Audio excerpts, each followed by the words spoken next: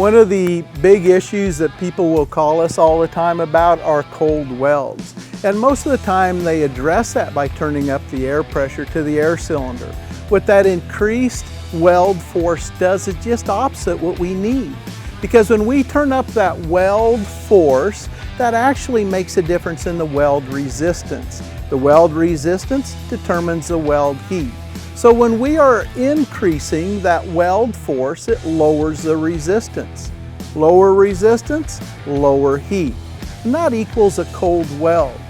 The heat that's generated in our weld is about 2,700 degrees. We have to melt those molecules together and then we forge that material. And it is kind of pushed, but it's molten material pushed together.